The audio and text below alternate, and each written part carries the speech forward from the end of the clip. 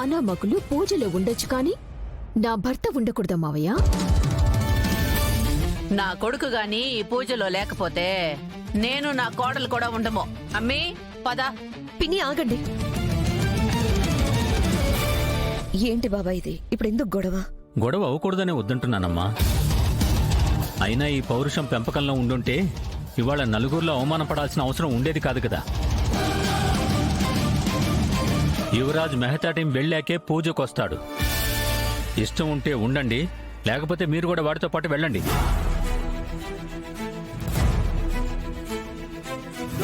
అమ్మ కౌశికి, నువ్వు పూజ మొదలుపెట్టు. మావయ్య గారు, వదినా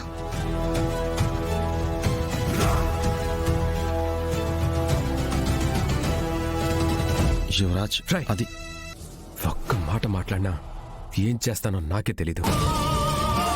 అబ్బోడా,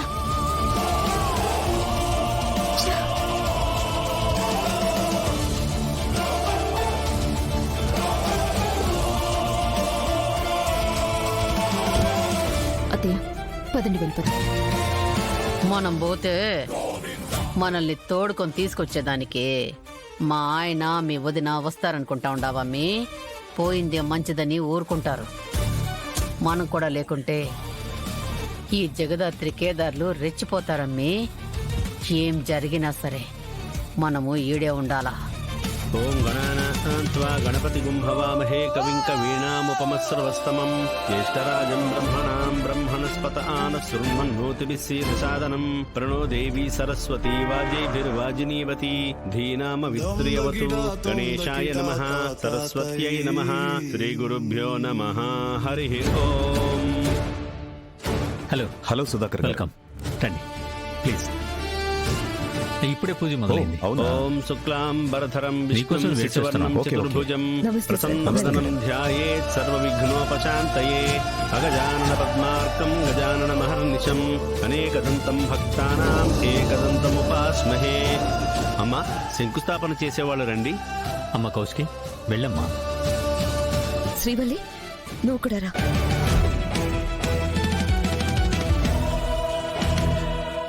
శ్రీవల్లి వెళ్ళు.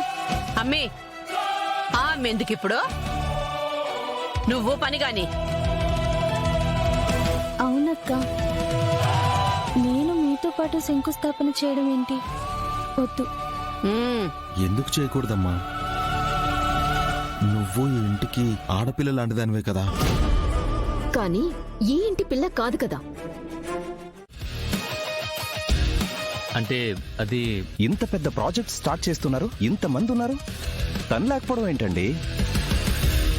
తనని ఇప్పటి వరకు కలవలేదు. నెక్స్ట్ తనే కదా ఈ బిజినెస్లన్నీ టేక్ ఓవర్ చేసేది. మరి ఇలా ఎవరిని కలవకపోతే ఎలా? అంటే మా అబ్బోడు వచ్చుండాడు. ఈయన్నే యాడో ఉండుంటాడు. అమ్మి నిషి, నువ్వు పోయి అబ్బోడిని తీసుకొని రాపో. సరే అత్తయ్య. బిర్యానీ తీసుకురా అమ్మి. యువరాజ్ రా. ఏంటి నిన్ను పిలుస్తున్నారు, పద. ఏంటి కామెడీగా ఉందా? పొద్దుని పొమ్మన్నాక మళ్ళీ ఎందుకు పిలుస్తున్నారు? నేను లేను, ఇంటికి వెళ్ళిపోయానని చెప్పు. యువరాజ్, ముందు నేను చెప్పేది విను. మెహతా వాళ్ళు నీకు బిజినెస్ మీద సీరియస్నెస్ లేదేమో అనుకుంటున్నారు. నువ్విప్పుడు రాకపోతే అదే నిజమని ఆ తర్వాత నిన్ను సీరియస్ గా తీసుకోలేరు.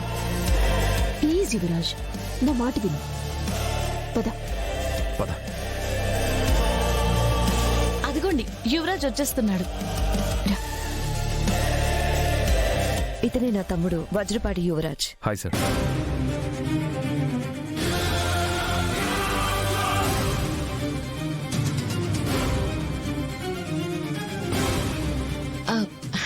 సార్, తనే యువరాజ్.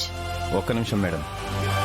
నువ్వు అండర్ వరల్డ్ డాన్ మీనన్కి హెల్ప్ చేసిన వాడివి కదా?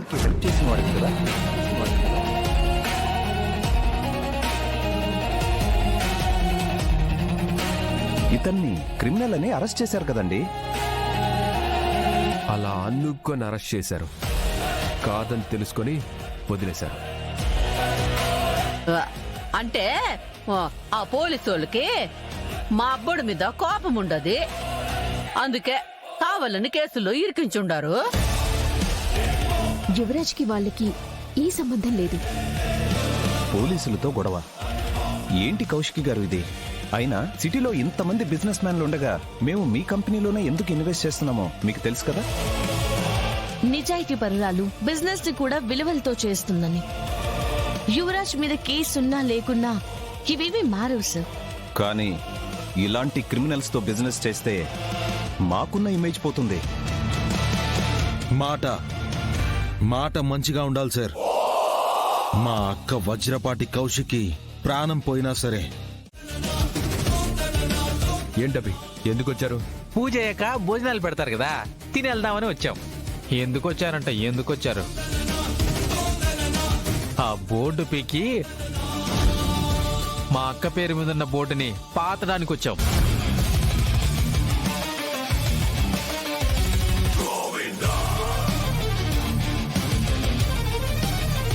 కుర్చీ అయ్యిరా.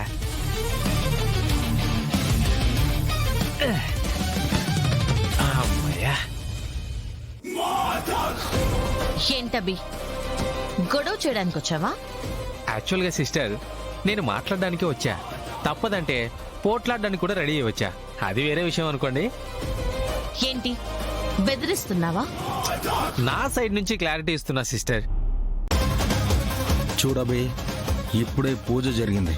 ఇక్కడ గొడవ జరగడం మాకు ఇష్టం లేదు. మర్యాదగా ఇక్కడి నుంచి వెళ్ళండి.